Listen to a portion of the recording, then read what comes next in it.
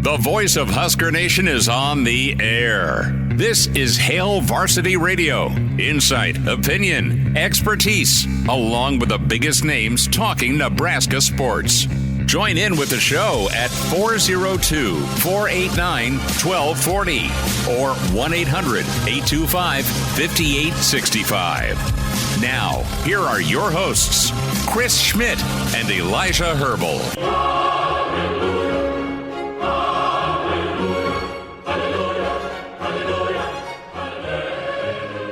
Welcome to it, Monday editions here. It's Hail Varsity. Chris Schmidt, Elijah Herbel, Justice Rhody. We played this after the Iowa game 2 years ago. I think it was after the Iowa game, and as well as Fred Hoiberg's first Big Ten win in basketball. Okay. So I think it's the third time we pull out the Halloween intro. It's in good company. Nebraska bowl bound. You celebrated Saturday. You recovered Sunday. We're back at it on Monday. Numbers to get in, 489-1240. 489-1240, 800-825-5865. Welcome to chime in. And some thoughts as Nebraska heads into Iowa, recounting a celebratory victory over Wisconsin, 44-25. A great weekend if you are a Big Red fan, with volleyball and basketball doing their work. And can Nebraska keep it going? The big finish, right? Uncle Charlie, Coach McBride, predicted a 2-0 finish. He's halfway home. We'll talk with Mr. Blackshirt in about an hour. Also, Jay Moore joins us, Blackshirt Husker NFLer, co-host Big Red Wrap-Up. We'll spend time with Tim Verghese, Inside Nebraska, Rivals.com. Some thoughts on the recruiting world and the win over Wisconsin. But some Monday standouts we'll get into, some thoughts on Saturday's game. Things that we immediately come to mind, the tight end shakeup. You have official word on Malachi Coleman. And quite honestly, the offense and what that looked like, what can it look like this Friday? We'll be in Iowa City at the Marriott right across from Kinnick Stadium. 3 to 5 pregame, the Black Friday edition of Hail Varsity. Come say what's up. We'll be on that top floor. It'll be a little chilly to be in the open-air concourse on that top floor, but we'll be in the bar area. Shocking, I know. But we'll be there 3 to 5. Check us out, Hail Varsity YouTube, and the Twitter handles as well. We'll be live there. Then Real Red Reaction follows. First things first, though, guys. Pretty good weekend. Everyone was in a bit better mood after Saturday afternoon, going into Saturday night. Exclamation point with Husker volleyball. And great appetizer with Husker basketball. The Big Red did their work. The poll question today, and we'll take your feedback. How many Coors Lights or what beer of choice you drink would it take you to be deep to get into the ring with Donnie Raiola? Let's ask that question. We kid, we care, we joke about the interaction seen on social media between Wisconsin, a couple of their coaches, Luke and an assistant, and then Donnie walking off the field. I thought that was pretty hilarious. In all reality, though, just good work by Nebraska, complimentary football. And the big thing for me is no more free passes.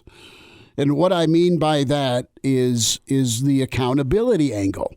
We'll take your calls here as well in a moment. We'll hear from Matt Rhule, his thoughts going into Iowa. But no more free passes, and to me that means if you screw up, you're going to go watch the ball game for a little bit. There's a lot been talked about with Thomas Fedoni and his snap count. You look at Borkature and Lindenmeyer and how well they performed. The reality is you have 3 good tight ends to use. Nebraska went with 2 that didn't have as many snaps this season. And it worked, right? You had great blocking by both the tight ends. You had enough catches, 3 receptions, 27 yards combined, which was good. And what you do have is guys need to perform in practice. Matt Rhule talks about that today, and that's kind of the law under Dana now. And there is the reality of competition being preached, but now it's being enforced. And that's pretty big. And Elijah and Justice, you like that moving forward. You like that moving forward if you're a player, but you like that moving forward because guys that can help you win and make plays are going to be on the field. You're not crumpled up and throw it away if you make a mistake. No, but you're just held accountable, and you saw a high level of accountability, especially on offense on Saturday. And I wonder, to go back to Holgerson's comments last week, if that was part of the whole mysterious freshman player they think can help out. Did Holgerson probably have someone in mind? Yes. Have we heard some names? Yes. But also, it says something to the team whenever you're an upperclassman, an older guy, and you hear, wait, I've been playing plenty this season, and now you have some mysterious younger guy that wants to come take my snaps? You have a mysterious younger guy you think is going to help out? You have a over my dead body kind of reaction, and it's better be. It can be a motivational tactic. That's my spot. That's my time. And away we go. Mm-hmm. No, I mean that's not how it is. You got to kind of earn your keep. And that's, I think, part of what Holgerson was trying to instill last week. And we talked plenty on the show last week about how challenging a week it was for the team. And Rhule said that over and over again. Both from what the coaches asked of them, just kind of what their own internal feelings were on after the losing streak. It was a challenging week, and I don't think we were wrong to question what type of Nebraska reaction we would get, what type of response that they would show us on Saturday.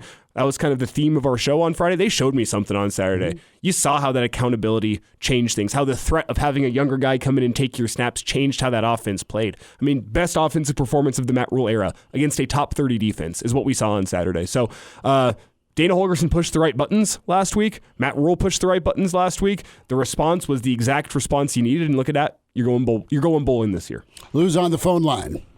We have Steve on the line. All right. Steve, thanks for calling. Go for it. Hi, Chris. How are you guys today? Good, man. What do you know? Good. First of all, great show. I think all Husker football fans should tune in and listen. Second of all, Chris. I love it. Second of all, Chris, you had Ohio State over Indiana Hoosiers nailed cold. Good job on that great prediction. I changed my prediction to Wisconsin, though, so we burnt that part of the tape. Well, you can't win them all. Go Big Red, and great things should happen in Iowa City with that Husker performance. Here's my question to you, Chris. What chance do you think that Nebraska Cornhusker football team could play the Oklahoma Sooners in a bowl game, sir? I'm praying for it. We are praying for it. Steve, thanks for the phone call. I'll answer. I checked in with our dear friend Dean Blevins earlier today. I'm still waiting on a response, and I don't know.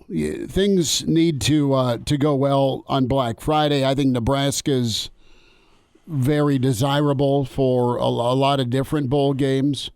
I think, I've seen a lot of pinstripe projections.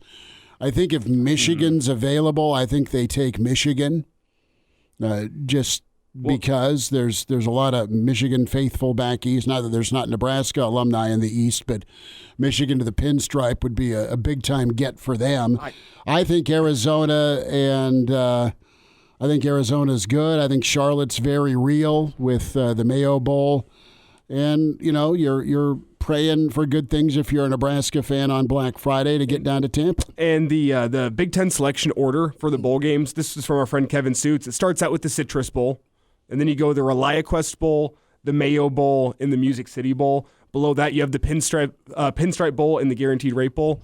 I don't think Nebraska slips down that far. Does not last till the Pinstripe If Bowl. Nebraska makes it to the Music City Bowl and Oklahoma's still on the board from the SEC, they will make that matchup happen. Because that's a SEC versus Big Ten type I don't know game. that Nebraska, if they have a good showing against Iowa, and they're still 6-6 with a starved fan base, I don't know that they last to Music City. We'll see about that. That's my question. Because then again, Iowa in Orlando would be good. Are we assuming it's a 4-bid season from the Big Ten? Is that what I think you're good. Based on what we saw from the SEC this weekend, I think you get in Oregon, Ohio State, Indiana, Penn State, sure, which leaves your bowl eligible teams that could get picked over you. Michigan's got the brand. Illinois had a good year this 9-win year. football team. Iowa, Minnesota, USC. I mean, in terms of traveling fan base and getting a game that people are going to want to watch, I think Nebraska will be one of the earlier selections. Yeah.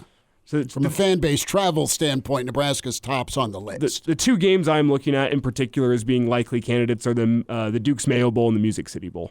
Those are the two I'm looking at right now as your likely candidates. A win against Iowa might even change some things and get you up to a ReliaQuest Bowl. But I'm looking at the Mayo Bowl and the Music City Bowl. Now, I think Nebraska fans want to go party in Nashville. I think that's probably the top draft pick. Arizona's always good. Pack the golf clubs. Charlotte's a good spot. You just don't know the weather.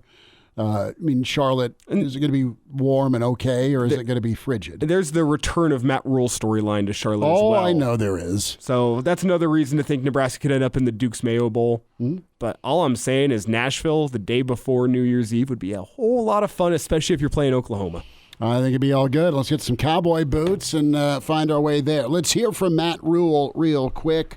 Talked a little bit today, and the theme here is points and output cut 3. Matt Rhule and that Dana offense humming along to the tune of 44 points against a really good Wisconsin D. Yeah, I think the lessons of the game are the lessons of the season, right? Like, we fumbled the ball on the 20-yard line. And if we do that against Iowa, who's plus 11, we're not going to win. So while people, I think Dana's done an amazing job. Let me start there. But I think if you say, it's the play call, you hear Dana on the headset the whole time. He's just talking about execution. Like, the guys who practiced the best on Thursday last week played. Some guys had some false starts and some mistakes on Thursday. He's out. 13, you're in. Let's go. So IGC got a chance to play, and he made a play in the game. So there's a real focus on execution. And when the guys execute the play calls, and so I think that was the message to the guys, like, hey, if you execute and practice at a high level, you're going to have an opportunity to play in the game, and then when you get in the game, make the most of it. And so when we had penalties, we didn't score on those drives. When we snapped the ball on third down, we're going on 2, and we snap it on 1, and all of a sudden the ball's in the quarterback's hands. There's nothing he can do. But when we just settled down and just played, then guys made the plays necessary to make. So it's kind of a blend of everything we've been trying to say to them all year coming to life. Like, hey, just go execute. I think the thing Dana's done a great job of is, like I said, he's cut things down to a degree, but also he's demanding that they execute if they want to get on the field. And that's kind of how we handle things on defense. And, I think it's kind of now played over to offense as well. So you've made that change. It's a philosophical change, and you've got pretty much a head coach on that side of the football now, a guy with that kind of tone and command. And Swagger, he's not crushing Red Bull on the sideline, but he might as well be, because he was animated, he was fired up, he was engaged and having a good time with the players, and they can feed off of that. Let's get our starting 5 shout-outs. Arlo in first. Cross the finish line along with the other Dave. Anonymous is here. You're always welcome to like and subscribe to the Hail Varsity YouTube. Watch the show there.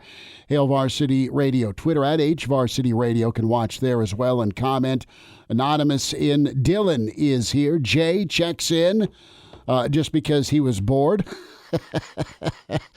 Well played, Jay. Well played. Uncle Larry is here. We can all start breathing again. You're right, Uncle Larry. Jeff Snitley here, part of the Boulder Peace Treaty. They have RSVP'd to have a whiskey in Iowa City. Roger is here. Mike back in Cali and feeling good about an early Nebraska Christmas present on Black Friday. QB1 Ace in from Arkansas, ready to go bowling. Grateful Red is here. Dion checking in. Justin is here. Captain is back. Good to have Captain in. NASCAR Eric says, what's up? It's a great Monday. And you have Mudflaps checking in. Such a great weekend. Great Red Shark is here. How good is OU? Well, they just pulled it on Bama. I'd hate to lose a bowl game and take that loss into the off season. Oh, but the excitement of a game like that, not only is it OU versus Nebraska, the chess match of Dana Holgerson's offense versus Brent Venables' defense would be a whole lot of fun to watch. Oh, I think it'd be great. Black Hills Bredden is in a sweet, sweet victory Monday. JB is here for the Hallelujah Open after 8 long seasons. Love it. The other Snitley checks in. Game Dog is here. Iowa already up to a minus 5.5 favorite. I think that's a little high. for a low caliber of quarterback who will be starting for them. Game Dog, you're not wrong. Iowa's got some quarterback problems. Jeff is here. Dustin checks in. What are you giggling about?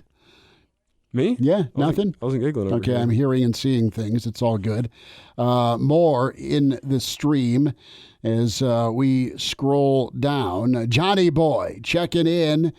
Did Riley Van Poppel play 4 games, or is he available Friday? He's at 3. Johnny Boy, you will see Riley Van Poppel on Black Friday. He will be on that defensive line trying to stop one of the best running backs in the Big Ten, if not the country. So that's where we're at. We'll have a little bit more from Matt Rhule as the show progresses. We'll be sure to check in with Tim Verghese. We'll get his take on the Malachi Coleman situation. Some of you are over it and have moved on. I get it, but he was a have-to-get recruit for Nebraska, and it's just too bad he has moved on for Nebraska. Wish him the best wherever he ends up. No doubt a big-time talent, but a lot to cover. And great to have you in on a Victory Lap Monday. It's Hail Varsity. Like and subscribe, Hail Varsity YouTube channel. And now, back to Hail Varsity Radio. Back with you. It's Hail Varsity Radio. Chris Schmidt, Elijah Herbel, Justice Rhody. Tim Verghese with us from Rivals and Inside Nebraska. Tim Verghese on Twitter. Tim, is it your birthday? It is. Thank you, sir. Yeah. Happy birthday. What does Tim Verghese want for his birthday? Ooh, working, good weekend. So, busy with that, but yeah, getting out to pitch this weekend out in Dundee, having a good time out there. I love that pitch like the card game pitch. Oh no, pitch like the pizza place. It's a free shout out Monday as well. You said you get out to pitch in Dundee. I'm like, oh, is it your 70th birthday party? Going and playing pitch? Wow. Bite your tongue, young man. What is this pitch you speak of? Oh, no, the pizza place is awesome, though. No free shout-outs. I love it. Well, happy birthday, Tim. Everyone in the stream wish Tim a happy birthday. It's awesome. Tim, a lot to get to. We'll talk recruiting in a second, but some thoughts on Saturday, Nebraska blowing out Wisconsin. Impressive fashion. The Dana effect times 2. Super impressive. Great offensive line. Emmett Johnson looked possessed. We can start a lot of different spots. Tight end playing time, also a talking point. But I want to start with Malachi Coleman and that news just from a local standpoint because of how hard the chase was to get him. And you know what? He is moving on. Wish him the best.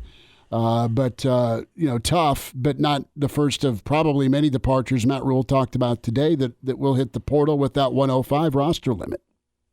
Yeah, it's tough because, you're going to lose some talented players, obviously, because of this, this roster limit. And with Malachi specifically, it's a tough one, too, because, he's a guy that, at times you're like, hey, this year, why did we see him more? And then you talk to people behind the scenes and kind of figure out the situation there. And it's like, hey, this was a guy that probably needed some time to develop. Another offseason would probably do him some good. And, it's this weird balance in this day and age of like trying to make sure guys are happy and make sure all of that, but also like making sure they're also bought into the process of development too, and understanding that not everyone's timeline is the same.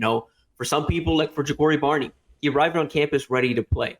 Like, it's just the way the type of football he played. And again, compare the experience. Ja'Cory Barney is a guy that playing in Miami, playing in South Florida, playing multiple positions across 4 seasons. And then, Malachi in his high school career, like he's relatively football young. Like, he needs time to develop. And there's just like, it's just kind of a thing where on both sides I just think at this point, a fresh start's probably best for both. Just because, for him too, it's like, okay, go find an established wide receiver coach that can develop you, that has had a body type like yours before, that knows how to get the most out of that. Like, this will be the best thing for him too. It's Tim Verghese with us here, Hail Varsity Radio. A quick thought on Malachi Coleman. His departure becomes official. Also talking Nebraska getting to bowl eligibility. And Tim, I want to get your reaction to the change we saw at the tight end spot on Saturday. Thomas Stoney picked up a false start early in the game. We didn't see him after that. Borkature steps in. Lindenmeyer steps in. Both those guys are making plays. Wanted to get your thoughts on what you saw there from the tight end position, if that surprised you, and kind of what Nebraska was able to get offensively from those two guys. Yeah, I was surprised for sure. And I think it just more so fits what Dana's looking for and how he wants to use the tight ends in the game. I think there's a role for Fidone in an offense. Maybe down the line, depending on what Dana does after the season, maybe it's even in Nebraska's offense. But it just feels like what this team, what Dana specifically wants, are guys that can change directions quick, move upfield, and do these kind of things. And for Thomas, Thomas is a safety blanket. Thomas is a guy across the middle of the field that can run some routes and can threaten vertically. But we saw it, like Lindenmeyer and Borkature, they move better in space for the most part. Let's get to the O-line, Tim, and just kind of what we've seen with that offensive line getting leaned on in a great way. Second half against USC, and then it followed suit with some really explosive runs. And, Emmett Johnson's a guy that has done this before, but for whatever reason wasn't getting the bulk of the carries. They've jumped from 22 touches to 50-plus touches, as you see his ability. Now, he is running like a man possessed now. I think he's got a new lease on life with those new eyes of Dana. And you've got a role also for Dowdell inside the 20, which is great as well. But it's nice to see Emmett being used in the run and the pass. For sure, yeah, and it's good to see. I tweeted it this morning, and I think, and people were giving me some flack for it, and rightfully so. I do get it in the sense of, I don't think Emmett necessarily got the opportunities to get into a rhythm like he did yesterday. But at the same time, I did think there's noticeable improvement in how he's running right now across the past 2 weeks than how he was early this season. I think he's done a better job of breaking tackles and making a commitment to gaining as many additional yards as possible, and just being a guy that's hard to bring down. That's the most notable thing for me, was whether it was a spin move, whether it was a stiff arm, whether it's just like running through contact and refusing to go down. He's just finding ways to keep going upfield, and there's always a role for that kind of guy. But I'd really like to see what he's been doing. Really like to see, and quiet as it's kept, I think just like last year, I think this O-line naturally across the course of the season had been getting some confidence and playing together as a unit.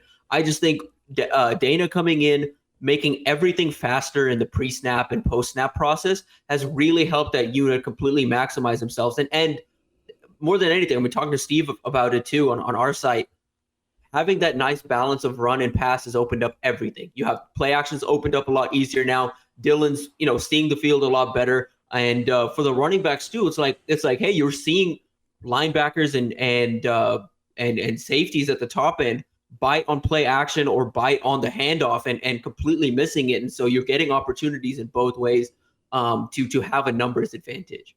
Tim, Husker fans liked what they saw from the Husker offense as a whole, from Emmett Johnson to Rhule with that confidence, what the offensive line was doing. Wide receivers seemed to take a step forward in their blocking ability. Husker fans liked what they saw. Did the recruits like what they saw with Nebraska's offense on Saturday? Did they see the vision for the future? Oh yeah, there's a lot you can go in there from any position. You can go take that game tape from Emmett Johnson and give it to some running backs. You can take some of those receiver stuff specifically, and you can take it to Cortez Mills and be like, hey, you're another guy that moves well in space and could do all these things after the catch. Why don't you come do it at Nebraska? You have that now. Nebraska had 3 2027 quarterbacks with offers in town. All 3 of those guys really like what they saw. The headliner's Trey Taylor. We have him as the number 33 player in the country, top 7 quarterback in the country. Taylor's a guy that really enjoyed what he saw. And the last time he was on campus was for that Rutgers game where he saw the offense put up 14 points, So this is a much different experience for him. And yeah, I think the offense in a lot of ways, I talked about Holgerson, the recruiter, and how, he's never going to be this elite recruiter on the trail, but in a lot of ways his offense sells itself because of the opportunities guys have. Like, I mean, we were talking to Ja'Cory Barney after the game, and he was like, just as soon as he heard that this is who was coming in, he was like, oh yeah, Tavon Austin, Tank Dell, all these guys like that look like me and that play like me. Like, I can do that. Tim, I want to get your take on what are the targets for 2026, and you've got Aiden Manitai, the safety. What's trending with him? Yeah, that was a weird one.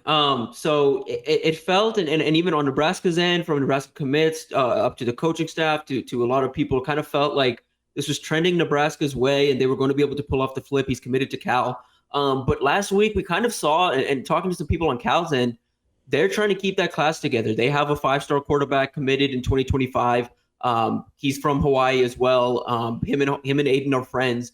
And sure enough, on Saturday, Aiden went with him to Cal instead of to Nebraska. Cal's trying to keep him that 5-star quarterback committed because he's getting pushed by Oregon and Georgia to flip away. So Cal's working hard to keep him in town, and they're working to keep Aiden in town. And I think as long as the quarterback sticks, and his name's Jaron, I don't know how to say his last name. It's exceptionally long. But Tim in the name of time with this segment is going to move forward. We'll just call him Jaden. Yeah, but you know, and he's a talented quarterback, and that's the thing, is just like for them, it's like that's for them as big as Dylan Raiola is for Nebraska right now. And so keeping those two together is a big deal for Cal. And I think right now the momentum's trending where they think they're going to be able to hold on. We'll see, though. I mean, we're in this final stretch, and there's still, like, you know, people on Nebraska's end that think this could happen. I think it's in wait and see mode, but I think the pendulum's swinging back towards this being like a 60-40 in favor of Cal.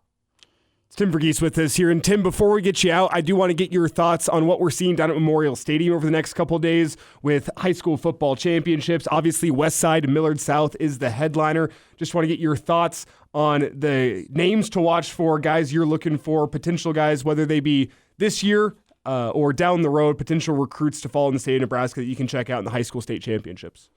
Yeah, I'm excited for tonight's matchup. You know, on West Side's end, we're going to see Christian Jones, Nebraska's top in-state linebacker commit. Excited to see him in action, kind of leading that defense. Offensively for them, 2027 quarterback Braylon Warren, son of Steve Warren. Braylon's had a really good year, kind of developed in his first year as a starter. And then 27 running back Tay Jenkins. You know, he's a guy that I don't know what his collegiate future is like. He's pretty small, but he's electric, man. He's one of the more fun running backs to watch in the state. He's hard to bring down in an open field. He can just pull away from anybody. I think Westside's going to make it closer than people expect. Like I'm thinking like a 42-35, 42-31 type game. But it's going to be so tough to stop Millard South's offense. Obviously, Chase Lofton, Florida State commit, their quarterback, 2026 quarterback Jet Tamala, another guy having a very good year, a record-breaking season. And then you've got Isaac Jensen, who's hurt, 2026 athlete Amarian Jackson, who can play receiver, play safety, 2026 wide receiver Deshaun Prince, who's also playing some corner for them. And every time I've seen him at corner, I kind of like what I've seen. So excited to see them tonight. And yeah, I think Millard South wins, but we'll find out. Tim Verghese with us, Inside Nebraska Rivals. Tim, about 30 seconds. Nebraska wins if ... on Black Friday. If the defense can stop Caleb Johnson, like that's the biggest, like that's it for me. I think the offense at this point, I kind of trust Emmett Johnson, and I think you're going to get an Iowa team that's a little beat up, dealing with their own locker room issues, and morale's not exactly high over there. I think this offense can attack them, but defensively, I'm a little concerned by what I've seen the last 2 weeks. And, I think a bounce-back performance would be good to see. Yeah, you don't want the fourth-team quarterback presumably lighting your secondary up, and Nebraska's trying to get a little bit better back there to end. I was going to say, the good news is, you don't have to deal with like a passing threat for the. You hope. Until you do. Right? Tim, you take care. Appreciate you. Have a good birthday, man. Yes, sir. Appreciate y'all. All right, there he is, Tim Verghese. We'll hear more from Matt Rhule coming up here on Hail Varsity. And now, back to Hail Varsity Radio. Back with you, Hail Varsity. Chris Schmidt, Elijah Herbel, Justice Rhody. Find us on Twitter at Schmidt_radio, at Herbal Essence, at Justice Rhody. So the debate rages in the stream. You're welcome to be a part of it. Hail Varsity YouTube. 489-1240. Open phones till 5. Coach McBride coming up at 5. And then Jay Moore joined us, Blackshirt Husker NFLer. Some talk of, dare I say, Bama? If Auburn shocks them, does Nebraska want Bama? Oh, no. No, I don't want Bama. I don't want. Now, the other thing that's reality in this new world of college football, who opts in, who opts out? What's the agent tell the NIL breadwinner? If you're not playing in a game that's meaningful, i.e. the playoffs, are you playing, right? So there is that. And there are teams out there that I think would take it seriously based on, A, the culture that they have, and B, the way seasons have gone. Oklahoma is one of those teams. Right, but Bama's, I'd be really concerned. I don't think Bama would be rolling out their full roster, I don't think. No. But your third teamer on Bama's the dude everybody else wanted. That being said, though, if I'm a bowl matchup, Bama and Nebraska does not scream great matchup to me from the outside looking in. I don't know. I think if you are getting screams great viewership. Well, if you are getting an SEC team, though, the one that moves the needle for more neutral fans is Oklahoma, I think. I know that's an old rivalry that's the matchup you make out of the SEC. If you're going ACC, I think Miami's out of your league in terms of competition level. Well, I mean, they're not. Do you look at Georgia Tech? Yeah, I mean that. Some of us still weep about the last time Nebraska played Georgia Tech. That was an absolute butt kicking in the Citrus Bowl. Maybe Syracuse as well. I'm not sure that moves the needle the same way, but it'd be a. You got Fran. I mean, that's Rhule's guy that was down at Georgia. And the whole McCord saga from last year, which again, national media might not know, but it's a guy you looked at hard. Montana Husker fan checking in. Great weekend. Love seeing you be dead wrong about Wisconsin. I know. It's all right. The real Matthew says it would be nice to beat Colorado, Wisconsin, Iowa, and Oklahoma all in one season. That'd be an incredible season. Kansas Husker says we also don't want OU. This is not about walking down memory lane. It's about having a matchup where we don't get embarrassed on TV again. OU's a good matchup. I don't think OU's capable of blowing out Nebraska. I know Nebraska's defense has been leaky, and all of a sudden I'm singing the praises of the Husker offense. I get it, but this is a better Nebraska team. And OU looked incredible for the first time ever. Their defense looked incredible. Their offense still doesn't look fantastic. I mean, they needed a defensive score en route to that 24-3 victory. Their defense shut down Alabama, and it seemed like Alabama kind of gave up. But let's be clear. I honestly believe Bama thought they were going to roll in and just get out of Dodge. I think so, too. Without much fight. But to be clear, Oklahoma's offense leaves a lot to be desired. It's not a good offense, and I think that's why it could be a good stylistic matchup. Let's go to the phones. Who's with us? We got Pete on the line. Pete, thanks for calling. Go for it. Yeah, if we win Friday, I'm pretty sure it's going to be Kansas and Nebraska in the bowl game. I'd love it. I would love – KU's got to win, though. They got to go, I think, beat Baylor, don't they? Yep. Well, that Baylor's kind of won 5 in a row.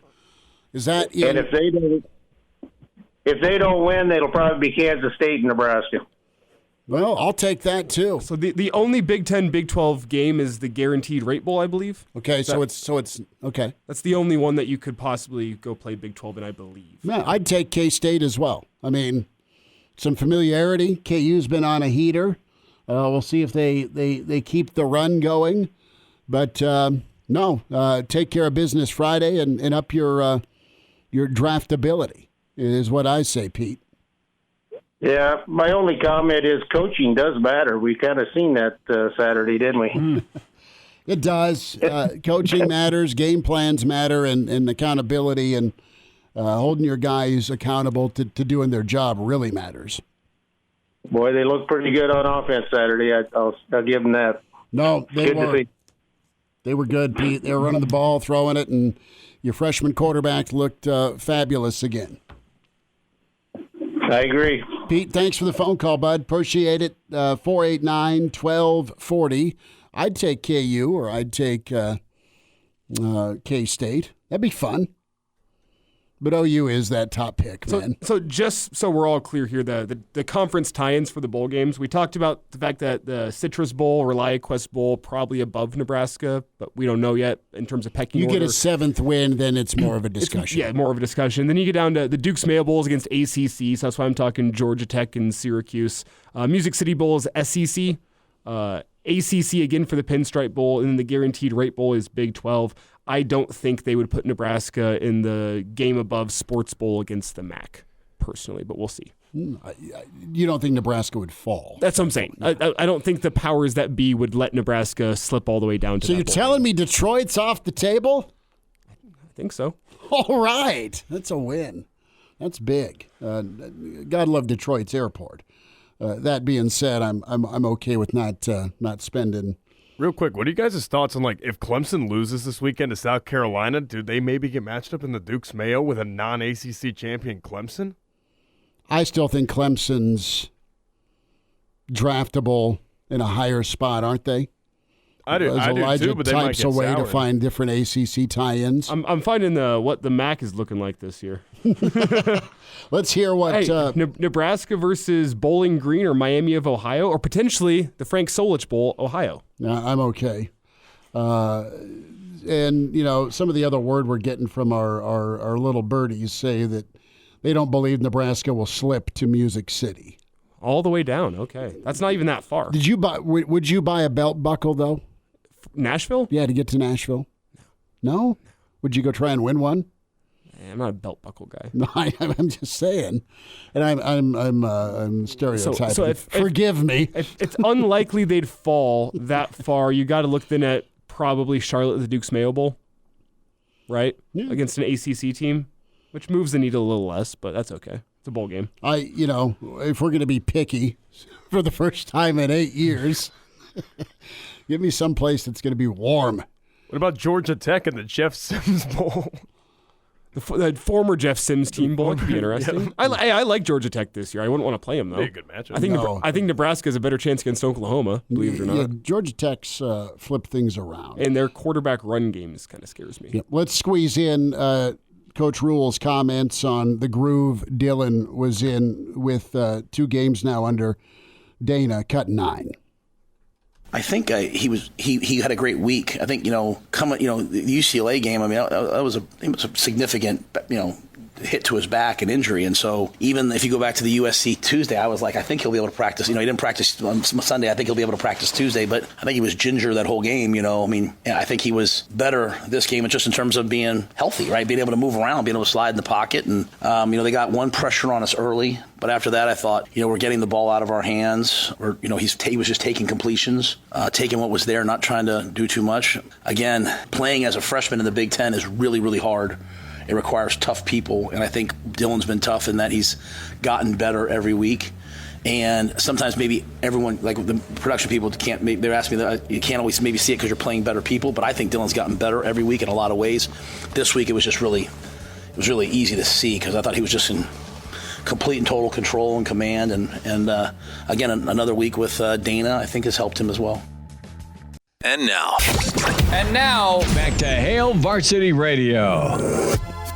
One final time this hour, it's Hail Varsity. Chris Schmidt, Elijah Herbel, and Justice Rhody. More of your comments in the stream. Ken is back in the stream. Dustin is here. Good to have both you guys. Thanks for tuning in. Hail Varsity YouTube, like and subscribe. And also Hail Varsity Radio Twitter. Give that a follow. Scott with a mention. How about the Florida Gators? That'd be all good. I would check that out. Wayne is here as well in the stream.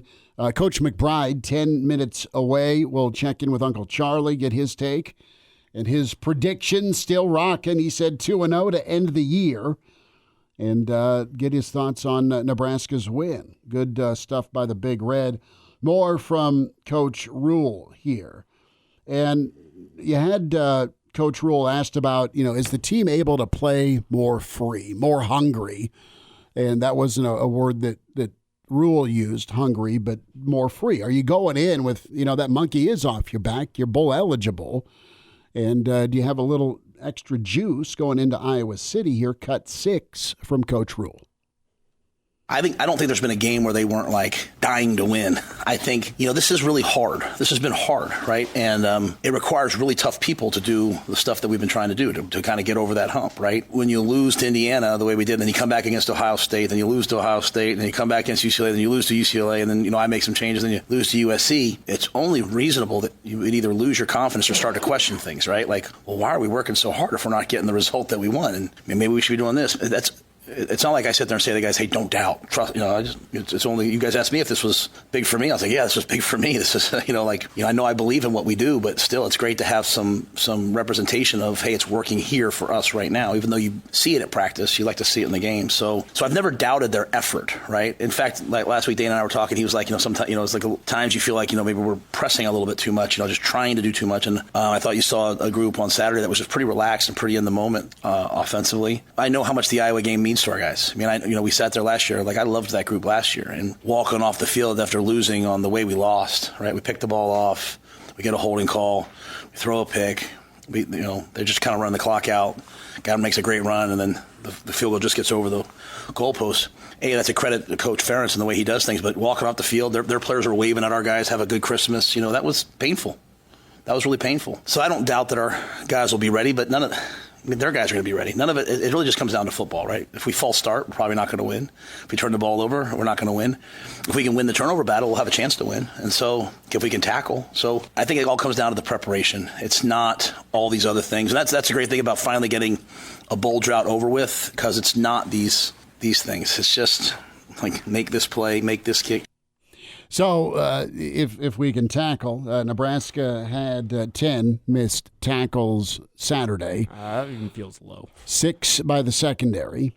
Nebraska, I'll say this for the offense, the offensive line only allowed 4 hurries in 40 pass attempts, 12 blitzes by Wisconsin. So really stellar work. I just loved how physical the offensive line was. We talk about rhythm on offense, but they were playing good ball. They were playing good ball, and you saw the old shotgun formation and 2 backs in the backfield, right? And let's not sweep this. So their offensive line was great. Defensive line was fantastic. I think Ty Robinson had his best game as a Husker. He was just blowing stuff up, man. He was game wrecking for sure, and he'll want to carry that forward.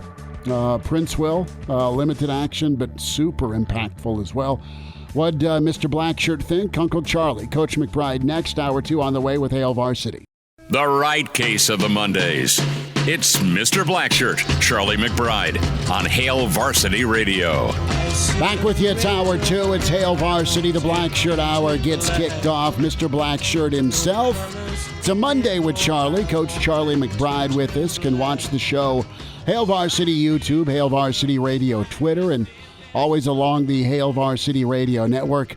Coach, Nebraska got their 6th win. They did it against a team that's been a pain in the neck for them, and they dominate Wisconsin 44-25.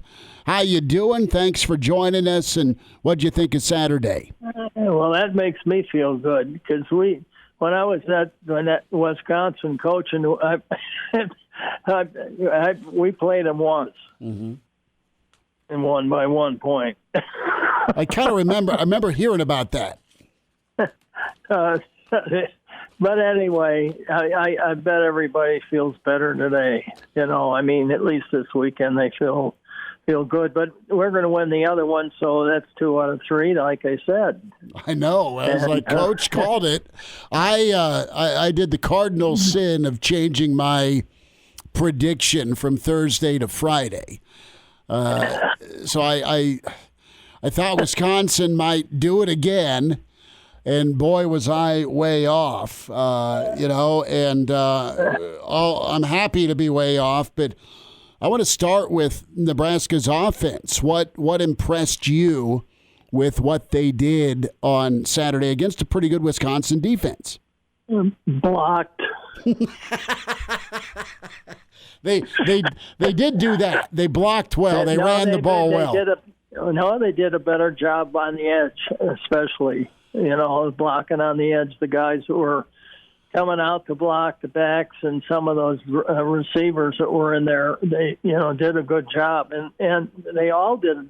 I mean, I think the improvement there was was big time, and that makes a difference, and in the whole can of worms. And then I thought Johnson played well, and he really, kind of got things moving, and they let some of the backs play for a while before they took them out, so they could get a kind of a feel of what the heck the game, the speed is. That's a big thing, and when you just get in there for one play or two plays and then take out and another guy comes in, that's you don't get anywhere there, I don't think. And but it's probably a mental thing anyway, So anyway, but they came out good, and I think some of the guys, the only thing I would say, and you can't do everything. I mean, you gotta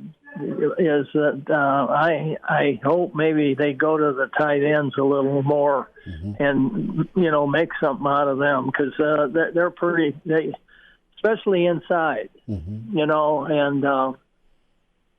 I wouldn't be surprised to see a tight end screen or something like that, something that, and so they always have been good with them down the middle and kind of on a steam route, so maybe he's got something he'll have something cooked up, especially with the throwing game. Just it won't be much, but it'll be enough to make it interesting. Well, and we'll get to Iowa here in a second. Coach, I want to ask you about the Dana Holgerson's personality. And what I'm asking about is he's kind of a blunt, no-nonsense coach. He's come in and he's said that to the media, and he's probably been pretty truthful, and here's my demands that you need to meet to play. That's the feel anyway. And maybe that's a little bit more of a harsh reality than maybe was that pre-existed on the offense. Tell me what it takes for a coaching staff. You got to have all types of personalities. You got to have, for lack of a better term, your good cop and your bad cop, don't you, on staff? Well, we had one. But I think, he jumped in their shorts right away. I had grabbed him in with a board with a nail in it. And, it's one of the things that you've got to do. You've got to emphasize something, but you have to do it constructively. You can yell at a kid, but yell at all of them. You know what I mean? Yeah. I mean, don't just pick on one guy.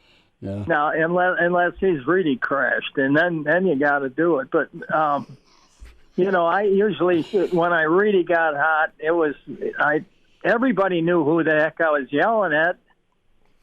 You know what I mean? Yeah. So some of them were laughing. You just weren't specific. Who were you yelling at most of the time? Who was I yelling at most of the time? Yeah. I don't know, probably Christian most of the time. Yeah. I was going to put money down on that. But you were, I don't want to say bad cop, but you were more of the, is it like enforcer on Coach Osborne's staff? Is that fair? Yeah, well, I guess so. I even got after some of the offensive linemen in group work when we were playing them, and that,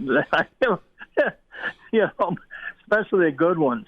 Okay. I didn't pick on the guys, the kids that were just growing up. Sure. But I picked, when kids first say, "Holy moly," they say, "Uh-oh, I'm not going to get near that guy." Right. I'm going to do what he says and shut up. And so that they go through that stage, and then pretty soon it's all over. You can yell at any or enforce or whatever you want to call it, guys, but they know you mean it. Mm-hmm. If you do it all the time, if you do it it gets old. It's like your father yelling at you all the time. You gotta pick your spots. Yeah, you pick your spots, and most kids, you know what turns them on and what turns. Like some kids, I can't yell at. Right. I mean, and I start as a freshman, and I make it hard. And you can tell right away what guys can take it and what guys won't. Now Graver, for example, he wanted me to grab his face mask and jerk him around. And who's this? Graver. Okay. And he was a nose tackle. Most nose tackles are, guys you can take, and they're nuts anyway. Yeah. They're a guard. All they are is a guard with their brains knocked out.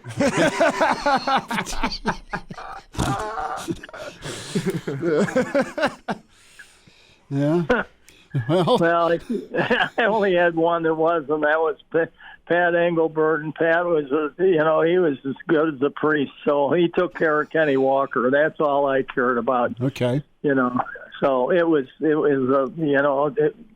a marriage made in heaven for those two guys. I like that. Charlie McBride's with us on Monday with Charlie. It's Hail Varsity Radio. And Elijah? Yeah, Charlie, you mentioned the fact that, you have to know what guys you can yell at, when to stop. How do you make sure that guys know that your hard coaching still has their best interests at heart? Like what I always heard growing up coaching was if a coach stops yelling at you, you got a problem because they've given up. Once you get college-age guys, 18 to 22, guys who think they're really, really good, how do you make sure that they know that you have their best interests at heart and you do care about them as opposed to just being the football coach who's going to yell and scream? Well, some of the older guys that have been around a while, I take them in individually in the office and meet with them, and do it that way. And some of the younger guys, I'll maybe embarrass them or insult them in front of the rest of the guys. Mm. And what that does is that kind of makes them feel bad. Sure. But you kind of graduate from that. You just when it's time to go to something else, and of course most of my coaching, believe it or not, was done in the classroom, in the meeting room, mm-hmm. because we had so much teamwork. You can't coach one guy and then hold up the whole crew. Right. The scout team and anybody else. And so it was kind of a quiet. It wasn't always quiet exactly, but on the way to and from the huddle, I got into some guys' ears, but once in a while. But it was a session where we want it on film. And then we coach it when it gets into the meeting room. And that's where we did most of our technical coaching. Coach, got a question in here from Game Dog, and he wants us to ask what kind of front on defense would you run against Iowa and their really good offensive line and great running back? Would you do anything different for Black Friday? Well, we'd probably stem the defense a little bit on and off, but we do a lot of fooling, which is meaning that we move the linebackers up sometimes into the line. Give the quarterback maybe a pressure look, and not be in pressure, or sometimes be in pressure. But when you have the pressure look on both sides, well, they don't know where the heck you're coming from, and you see that halfback moving back and forth, and then sometimes when they see that extra man on the right side or the left side, and they move them over there to pass block for them, that way you can't. When you move your Will linebacker and your Sam on the strong side backer up on the line with the ends, and you move your middle linebacker up right in the middle, and everybody's all, where's they coming from? Well, then you can come one side at a time. You can do anything you want, but you keep them guessing all the time. I know one of the quarterbacks at Kansas State, we played him once, and he said he didn't have a clue. He said he just didn't know what to check to or do. He didn't know what to do, and so that's kind of what happens. And so each game we do it different. And so sometimes we just do it with the outside guys. Sometimes we do it with the other inside guys, and then we'll make our secondary look like we're playing man and we're playing zone, and stuff like that, and make the calls, to make them guess. And but the best pattern I ever had, and nobody does it, was Kansas State ran a 17-yard kind of a comeback with a X end, the split end, and just ran as hard as he could, and then just all of a sudden stopped and came back, and the ball's there, and you don't have a chance. And so I haven't seen anybody do it, but I think they practiced it a lot in the winter. That's pretty good. Inside. Yeah, Coach McBride, I wanted to ask you had some great points there on like adjusting the front and just showing a bunch of pressure and mixing things up. I know you specifically coached against the Heisman Trophy winner and Rashaan Salam at Colorado. What's the emphasis in practice a week before playing a good running back? Are you focusing more on being gap sound and tackling, or is it just overall scheme and just trying to get the guys motivated? Well, you find out probably one of the things is what play is he gaining a lot of yards on. Yeah. To start out with, and then you practice running against it, and it's practice, a lot of it, and it's not a secret. You want to stop the run. Mm-hmm. So the whole thing, they were a running team basically. I mean, they play action and running and option and stuff, pretty much like a little bit like we were, mm-hmm. And but the running back has certain plays that he doesn't. Now, one of the things is that you have the defensive linemen on one side of the line of scrimmage, okay, and the back, if they're in a shotgun and the back is on that side, that they only run certain plays for that back over there.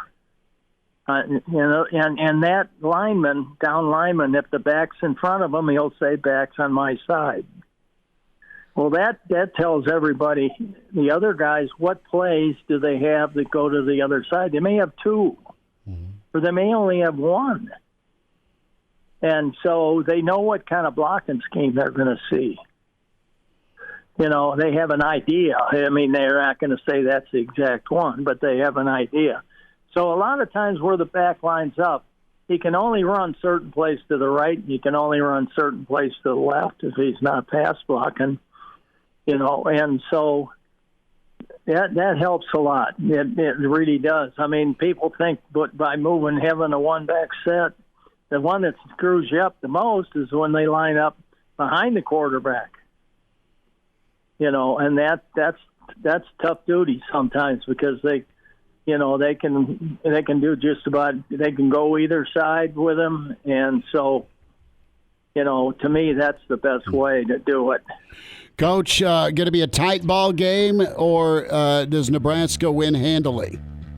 Well, it's going to be, for a while, it's going to, be tight, but something's going to break loose. And I think even more than this game. I think these kids are, they're going to show you what they really are. All right.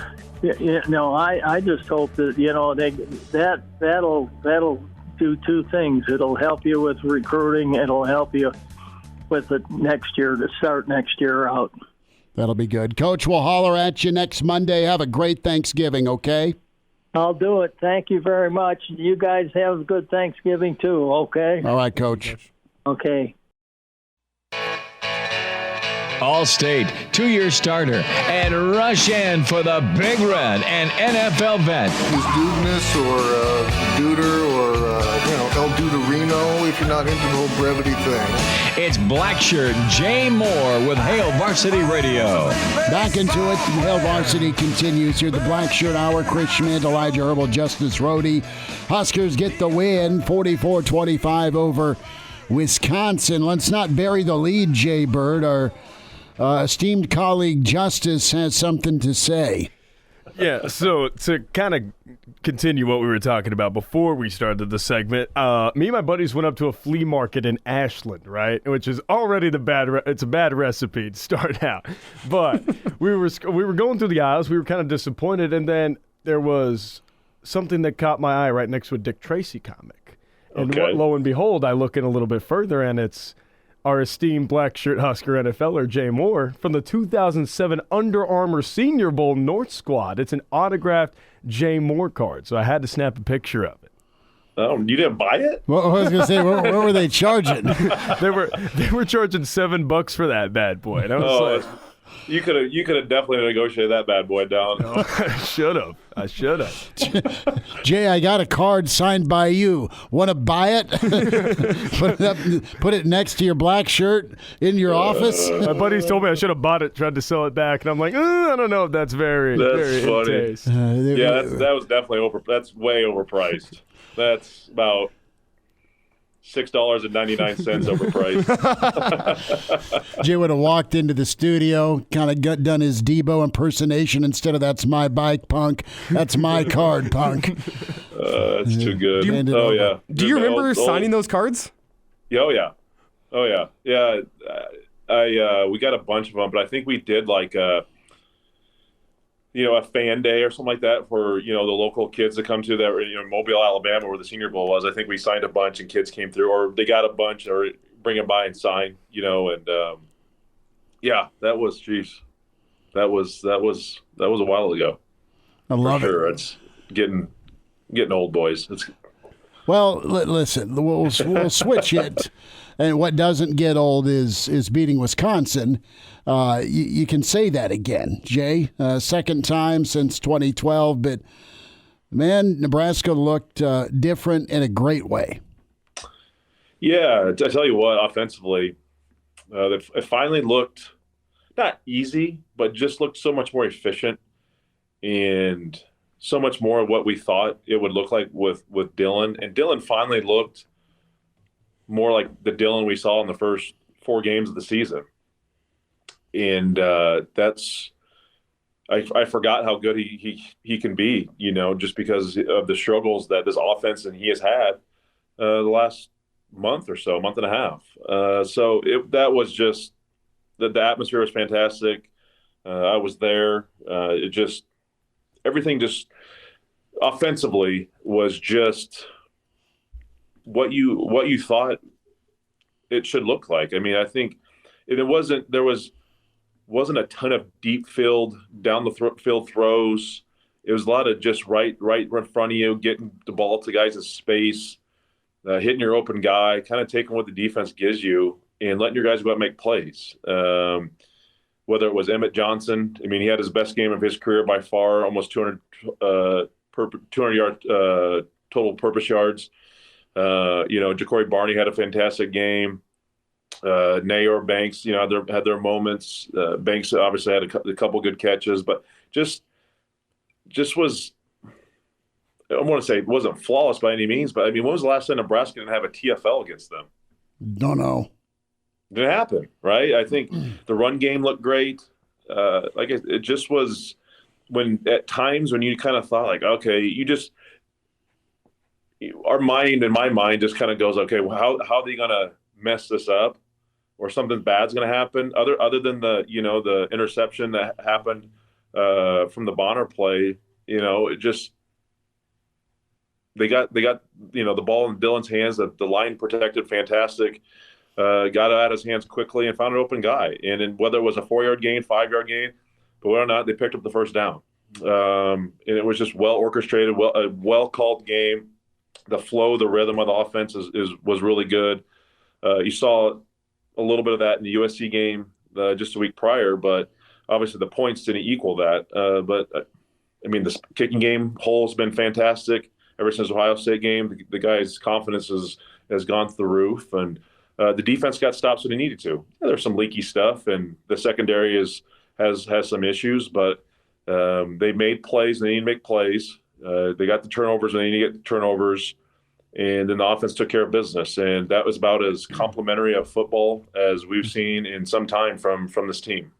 It's Jay Moore with us here, Hail Varsity Radio, another Black Shirt Monday with Jay. And Jay, whenever you discuss that offensive performance, one of the things that I think is easy to forget is the fact that Wisconsin was billed as having a great defense. That's why they had won 5 games on the season already. It was due mostly to that defense, top 30 statistically in the country. I mean, Nebraska made that defense look bad. It's as simple as that. The way they just effortlessly, I shouldn't say effortlessly, but at least more effortlessly than it has been this season, moved up and down the field on them. Whenever Nebraska got the ball back with about 7 minutes left, I had sat back and I went, you know what? I think Nebraska's just going to go put together another drive. And Dana didn't go conservative. He kept it with the rhythm of the offense, and they went down and scored more points and put that game out of reach. That's what's standing out to me on a Monday is just that, man, we talked up that Wisconsin defense all week long, and they are really good, but Nebraska's offense made it look easy against them. It did. It was... We haven't seen it really since the first half of the Colorado game.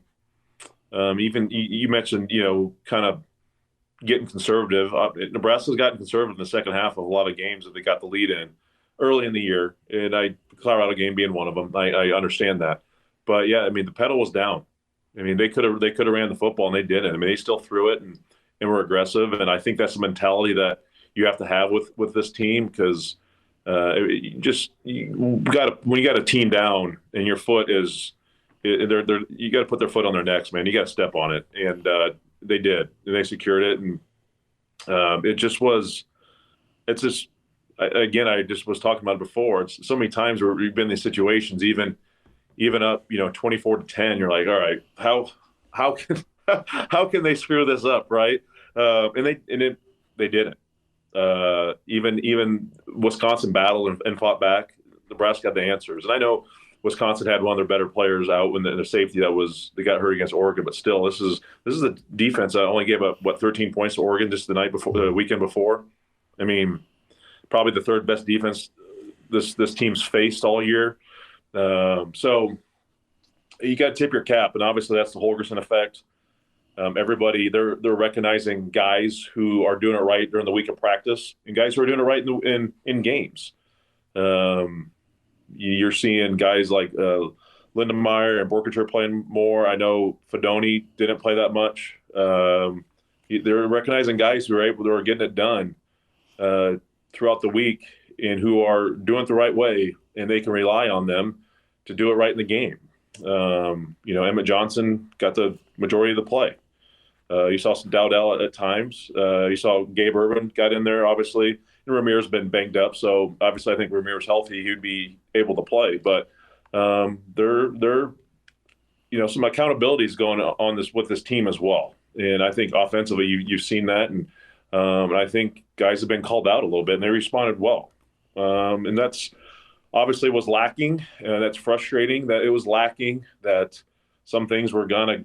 I don't know if they were being swept underneath the rug or going unseen or just not being called out. But you got to think just with Holgorsen and how he kind of talked to the media a couple of weeks ago, and he just called out guys, and that's fine. It's healthy, and you do it if you're in that situation as a player, you can either get better from it or you can get worse and say I'm not quitting, but I'm gonna kind of pout and go home with my ball. And I think a majority of the guys in this offense said, hey, I'm going to get better from this, and I'm going to respond.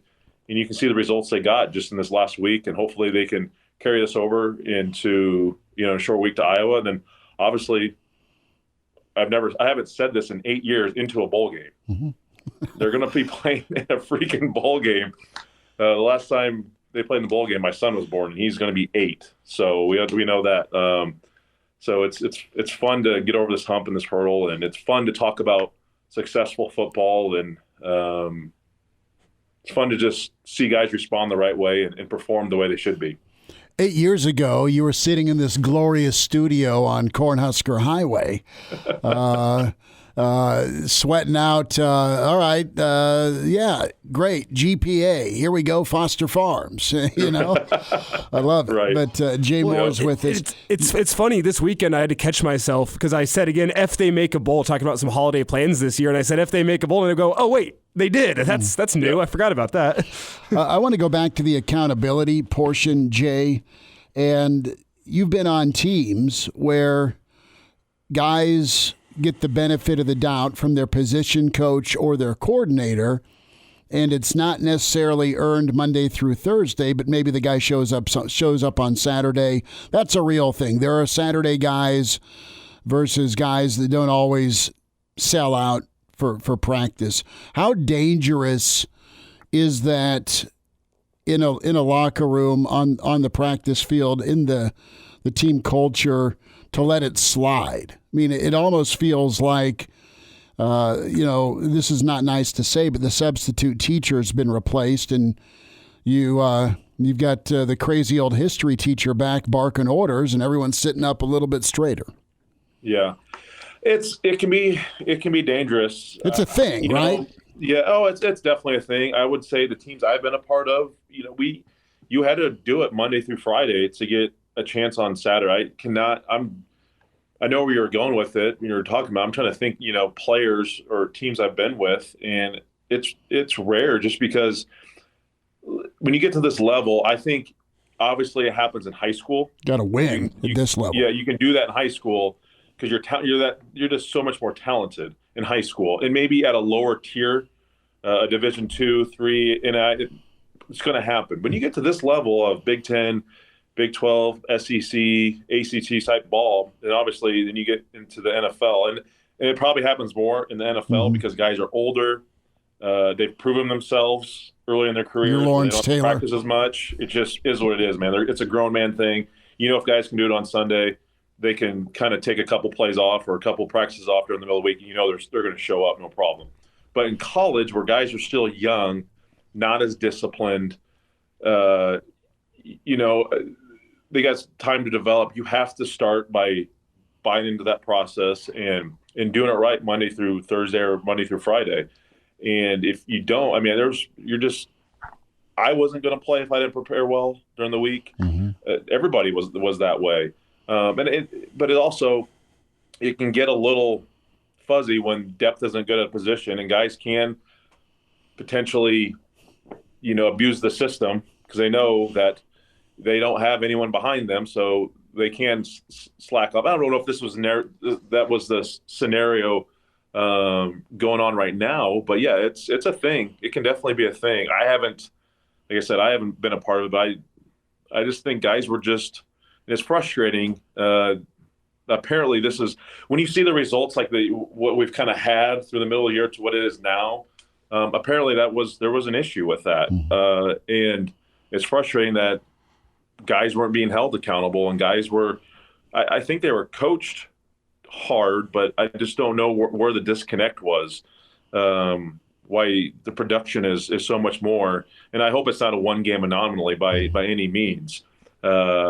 But it's just nice and refreshing to see a coach come in here and recognize certain things and just call it out and call it what it is. It is what it is. Football's a hard game, and football it's not you can't sugarcoat anything. It's black and white. You're either getting better or you're getting worse. Like I said, you take it one way or you take the other way. And like I said, these guys that have been called out, they took it the right way and responded the right way. And I hope that this is the biggest thing too, is when you get the rewards. You saw the rewards, and for a majority of, I think, highly competitive people who want to do it the right way, when you see these results, you should be like, okay, we got this. I want more. So how do I do it better? How do I do it better Monday, Tuesday, Wednesday, Thursday, Friday, so I can get better rewards? I can, instead of having 115, I want 165.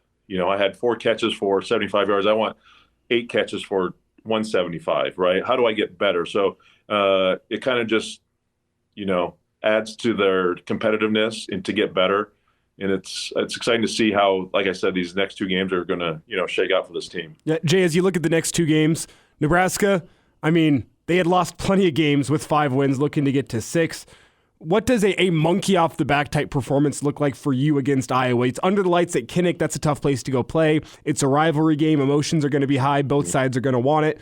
What does a performance look like for Nebraska if that cloud has been lifted, if the monkey is off the back and they can go play free? Yeah, I think that's going to be exciting. It's going to be obviously very interesting to see and watch. I think this offense can what they're able to do. It can take some pressure off the defense, and I think the defense has, secondary has some issues, and their communication and tackling at times has been a problem. But I think going forward, just with the guys and their mentality, I just think back to this season so far. It kind of reminds me of, my junior year in 2005. I think we were 4-1, 5-1, lost 3 out of 4 in there, but then beat Kansas State to get our 6th win, and then went on the road to Colorado, and they had already kind of clinched the North Division in the Big 12. We thumped them 30-3, right? You just kind of got that off your back. You got some momentum going. The offense kind of got some momentum going, and defensively, you just were able to go out and play, just knowing that they got your back, even if you weren't perfect. So I kind of foresee that potentially being the case here, where you go and you play, and even though it's a tough place to play, it's at night. Nebraska's played well at Kinnick before. Obviously, the last time, just a couple years ago, they won there. They had no business winning there, and they, took care. They handled Iowa pretty handily. So I think they can just kind of just take a deep breath, right? And the shoulders can kind of not that you can relax by any means, but it's just like you feel good about what you've done. And I said, it's been a grind. It's nothing worse as a player. You're going through all this stuff and you can't get the results you want, but all of a sudden you do get that. And just the mindset and just the appreciation for how things have gone and the processes and, all the psychoanalysis you can do on the things as a player and coaching staff.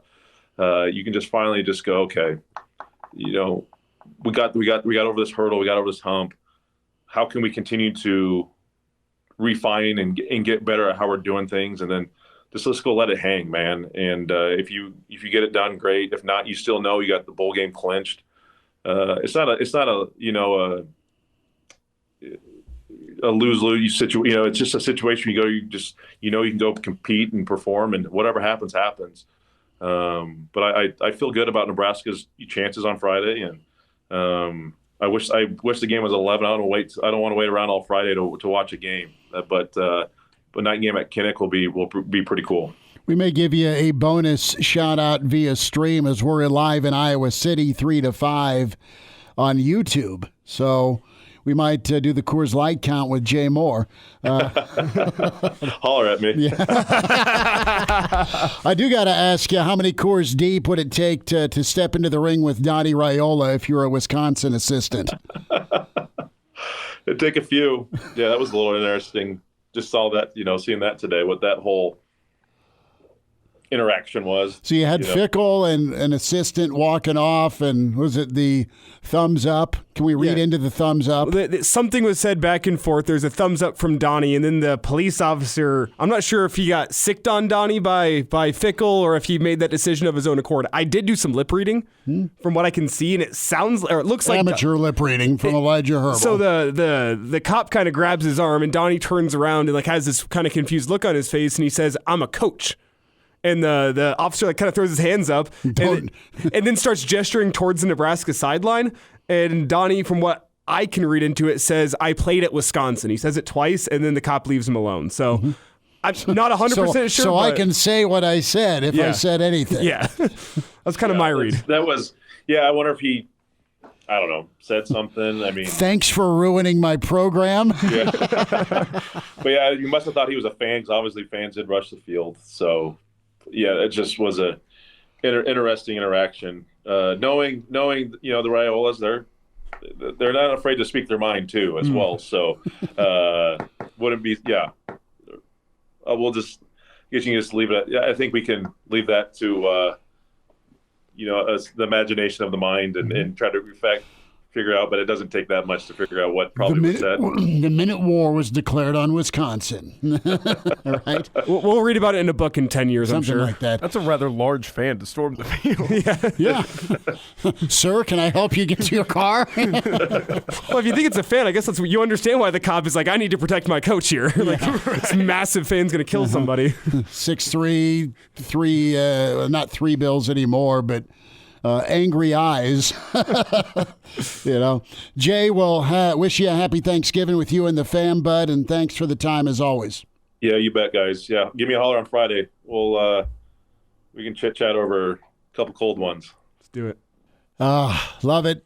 Jay Moore will be part of the video stream, the road show of Hail Varsity Black Friday, live at the Marriott just across from Kinnick. Elijah's road tripping. Junior is going. Trevor, I'm excited to have Trevor roll with us. Trevor Neiman. That'll be cool. And we'll be doing pregame 3 to 5. Hail Varsity, YouTube, Facebook, Twitter, all the digital platforms. Chiefs are kicking us off radio, which is fine. It's Patrick Mahomes, for God's sake. But Real Red Reaction follows into the midnight hour, probably, as we'll get that ready. What did Coach Rhule say about Donnie and Wisconsin? This was the last part of the presser today. Here's Coach Rhule's it was asked about it. Here's his response. I came in this morning and they were showing me the video, so I don't want to speculate without knowing. Obviously Donnie went to Wisconsin, so I don't know if there was some history there with somebody or something. But when I asked Donnie about it, he was like, no big deal. So things happen after games. People are emotional, but. He seemed to kind of brush it off, so it was kind of mayhem out there, trying to get off the field. So, I don't know much else other than that. Thumbs up. And again, it kind of laid it out. Good effort, good try, good work. Thanks for coming. I mean, there's all sorts.